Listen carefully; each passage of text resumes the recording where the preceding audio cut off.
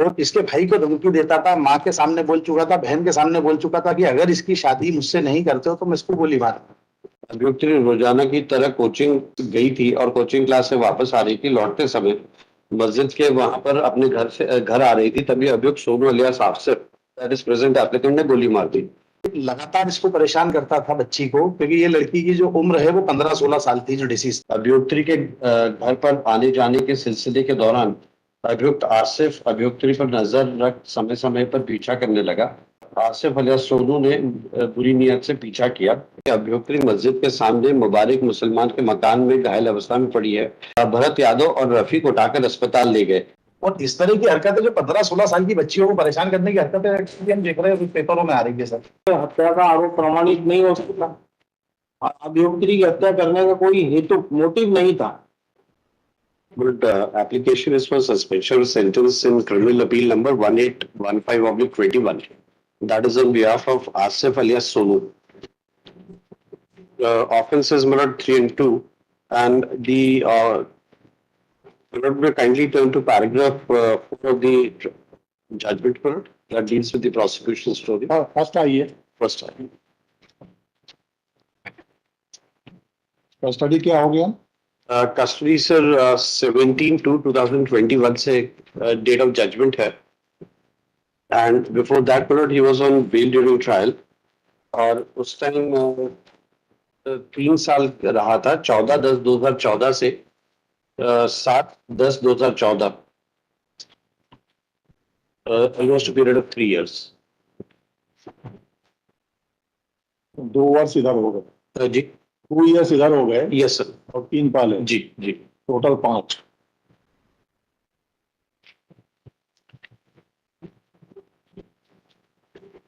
Sir आप paragraph 3 देखेंगे trial court के, पैराग्राफ 4 देखेंगे जजमेंट का।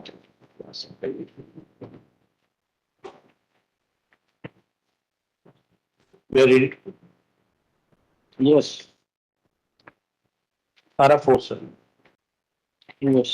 अभियोजन के अनुसार मृतिका अभियुक्त्री अपने परिवार के साथ कसरावत में निवासरत होकर 10वीं कक्षा में अध्ययनरत थी। अभियुक्त्री के घर पर बाबा की गादी धार्मिक स्थल होने से सभी धर्मों के लोग माथा टेकने आते थे, जिसके कारण अभियुक्त आसिफ और सोनू का आना जाना भी अभियुक्त्री के घर पर होता था। अभियुक्त्री के घर पर आने जाने के सिलसिले के दौरान अभियुक्त आसिफ अभियुक्त्री पर नजर रख समय समय पर पीछा करने लगा। अभियुक्त्री ने उक्त बात की जानकारी अपने माता पिता को परिजनों को दी और अभियुक्त आसिफ अलियास सोनू ने बुरी नीयत से पीछा किया, जिस पर से अभियुक्त्री के माता ने अभियुक्त आसिफ अलियास सोनू व उसके साथ आने वाले लड़कों का घर आना जाना बंद करा दिया। इसके बावजूद सोनू अभियुक्त्री का पीछा करने लगा। अभियुक्त्री की माता अभियुक्त के घर जाकर माता पिता को अभियुक्त की हरकत से अवगत कराया। इसी बीच आसिफ अभियुक्त्री के परिवार को धमकी देने लगा। बीच में अभियुक्त के परिवार ने अभियुक्त को खरगोन भेज दिया था, फिर भी अभियुक्त की हरकतों में कमी नहीं हुई। समय समय पर खरगोन में जाकर अभियुक्त्री का पीछा करने लगा। Then Malak will directly turn to paragraph 5. That is the date on which the incident occurred. फरियादी अभियुक्त्री का भाई PW1 ने घटना दिनांक 13/10/2014 को शाम 6:15 बजे रनिंग के लिए गया था।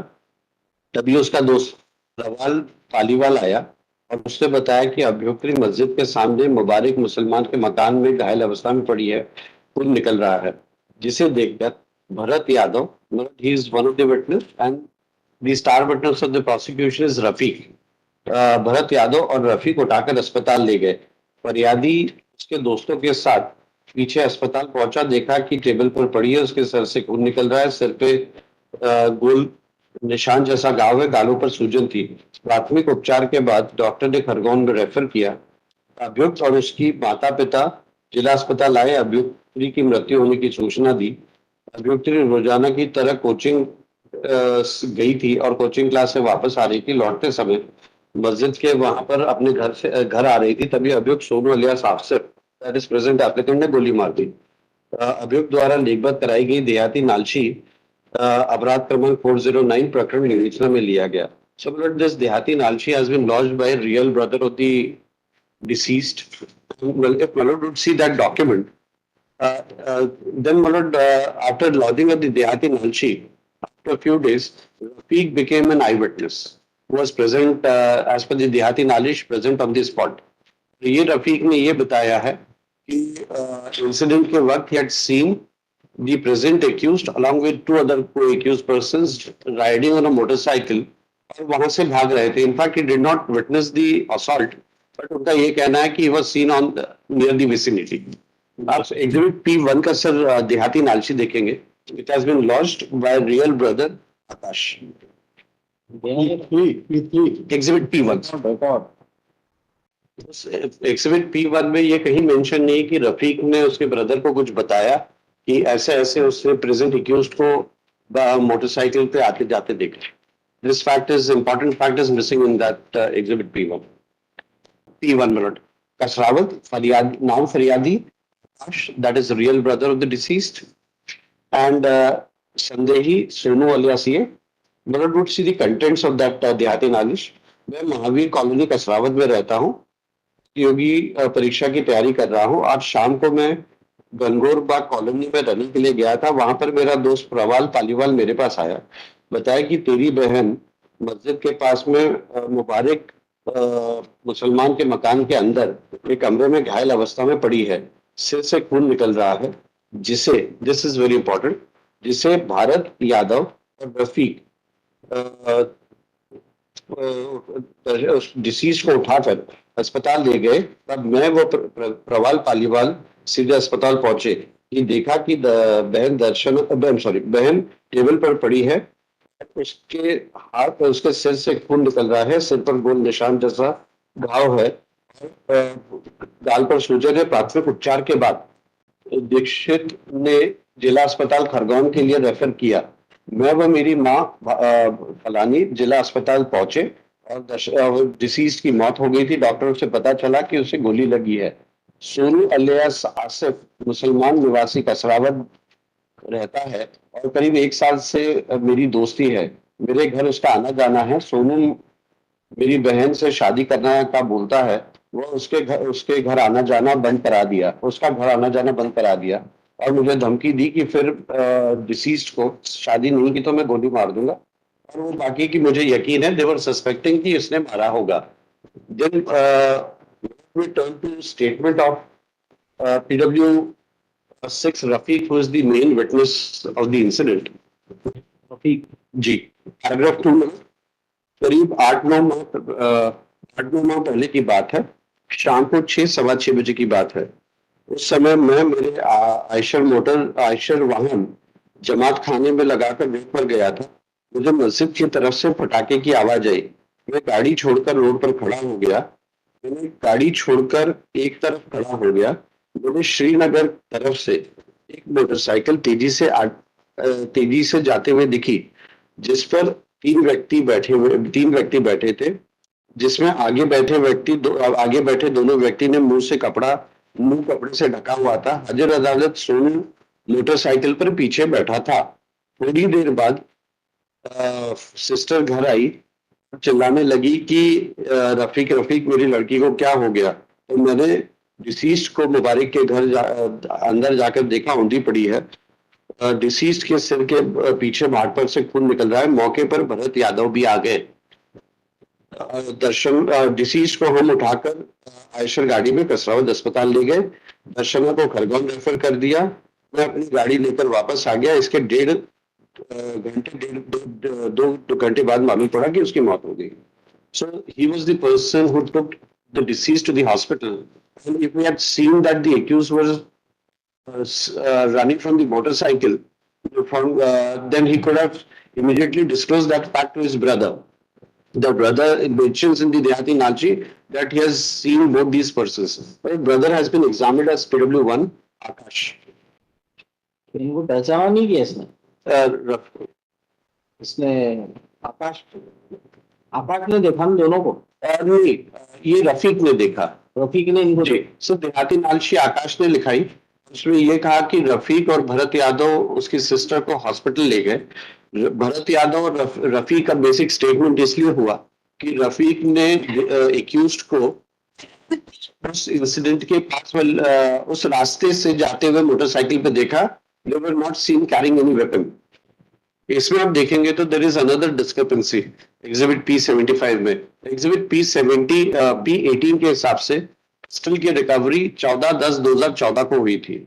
अब ये P75 जो FSL के लिए भेजा है, सी कॉलम नंबर 3 एक सील वन पैकेट की देसी पिस्टल जिसकी नाल पर मेड इन USA लिखा है, दिनांक 15/10 को आरोपी के घर से जब्त हुई। 14/10/2014 की रिकवरी है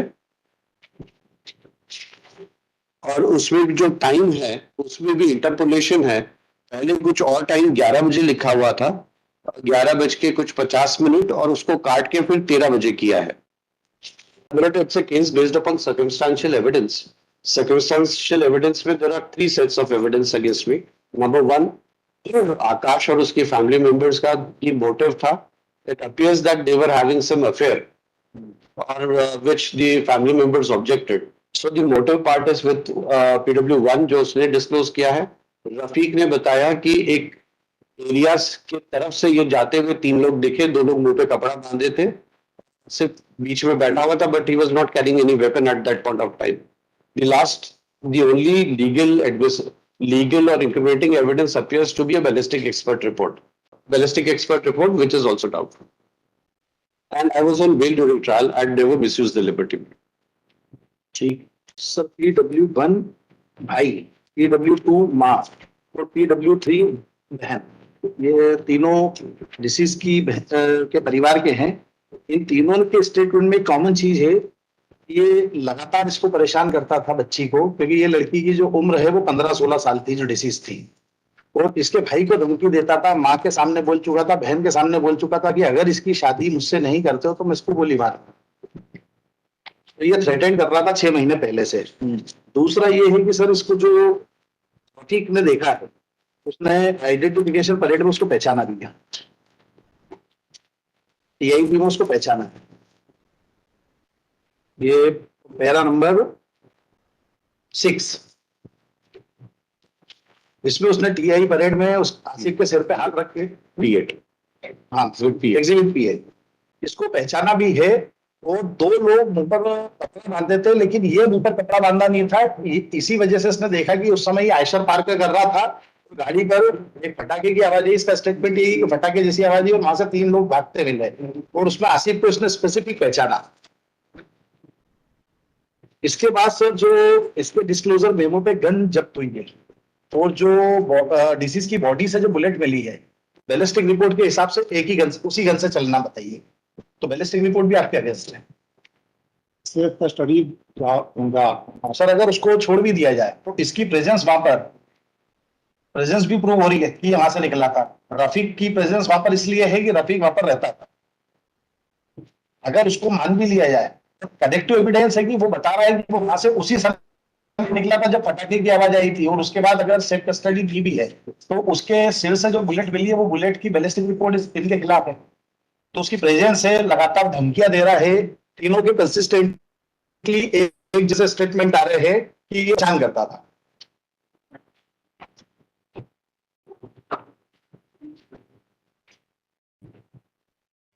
तो इससे चेन प्रूव मतलब कंप्लीट होती है क्या? चेन कंप्लीट हो गई ना सर। इसकी what my friend is trying to suggest कि मैं उस घर के अंदर से निकला।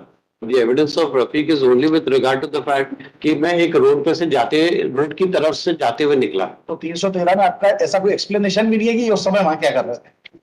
मुझे नहीं बताना, it is upon the prosecution to case beyond reasonable doubt. Prove कर दिया कि फटाके की तुरंत आवाज के बाद वहां से निकले और आपसे गन सीजर हुई है, और उस गन की बैलिस्टिक रिपोर्ट आपके खिलाफ है।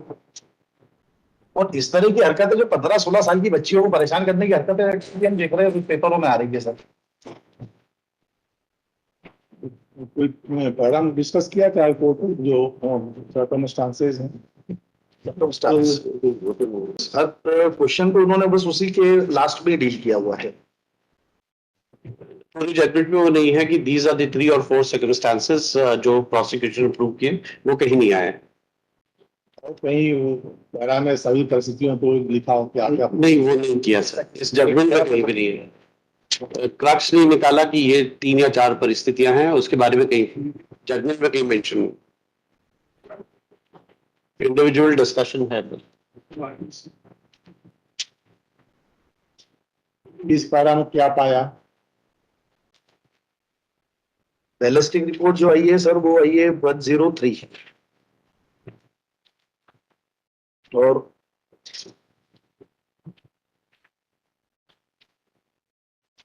109 में भी आया है कि जो उसकी बॉडी से 101 sir, it deals with ballistic expert. 100 and 101. हाँ, आपका जो आइडेंटिफिकेशन वाला आप जो बता रहे थे, दैट इज इन पैराग्राफ 56 56 और पैराग्राफ 55 में वो रफीक का स्टेटमेंट कंसिडर किया है। ये इतने इतने है मोटिव। मोटिव के लिए सर 106 में उन्होंने 105 एंड 106 पैराग्राफ में मोटिव के बारे में बस उतना ही है, इतनी है भी। ये 3 चीजें ही हैं सर, एक मोटिव, उसके ब्रदर और फैमिली मेंबर्स का, दूसरा रफीक जिसका नाम देहाती नालची में था, बट देहाती नालची में ये कहीं मेंशन नहीं किया कि मोटरसाइकिल पे इट सीम, बैलिस्टिक एक्सपर्ट जो लिंक एविडेंस मिसिंग है। These are the only 3। Conviction 302 में हुआ है ना? जी 302 read with 120B present applicant और एक अकील करके कोई एक्यूज्ड है। मोटिव एस्टैब्लिश नहीं हो रहा। मोटिव भी डाउटफुल है वो। इनफैक्ट इट अपीयर्स कि इसका घर आना जाना बंद कर दिया था और इसको शिफ्ट कर दिया था किसी दूसरी जगह। The family members of the disease did not wanted कि उनसे कुछ बातचीत हो। इट अपीयर्स मोटिव पाया है। सो मोटिव 105 104 और 105 में मोटिव का बताया है। मोटिव पाया नहीं। मोटिव का आया है। हाँ, नहीं 105 में लिखा है हेतु के अभाव में हत्या का आरोप प्रमाणित नहीं हो सकता। अभियुक्त्री की हत्या करने का कोई हेतु मोटिव नहीं था। सो ये डिफेंस का आर्ग्यूमेंट जी, और वो 106 में उन्होंने लिखा है फिर, और 108 और 108 में कोर्ट की फाइंडिंग है मोटिव के बारे में। नहीं है फाइंडिंग, 106 में भी नहीं है फाइंडिंग। नहीं 108 की लास्ट लाइन 108 सर, 108 की लास्ट लाइन उसका सबसे बॉटम पैराग्राफ है कि यह तथ्य प्रमाणित होता है कि अभियुक्त्री की अनिच्छा से स्पष्ट संकेत के बावजूद पीछा करना। लास्ट में दिया है 108 के लास्ट में। जी आखिरी 2 लाइन देखेंगे, आखिरी 2 लाइन, आसिफ अपनी परस्पर संपर्क में होना और अभियुक्त्री की हत्या हेतु परस्पर साझा सहयोग करना प्रमाणित होता है। सर्कमस्टांशियल एविडेंस में भी the chain of circumstance is not complete. पहला मोटिव का है, उसको छोड़ दें तो Rafiq is a doubtful witness कि उसने उस विसिनिटी में देखा था, और coupled with the ballistic expert report which is delayed by 1 month and 6 days। 1 month and 6 days। जी 14 तारीख का सीजर है और 14/10 का सीजर है, और 20/11 को भेजा है एफएसएल के लिए एग्जिबिट P75 से, और वो एग्जिबिट P75 में भी जब्ती की तारीख का फर्क है 15 तारीख। ठीक।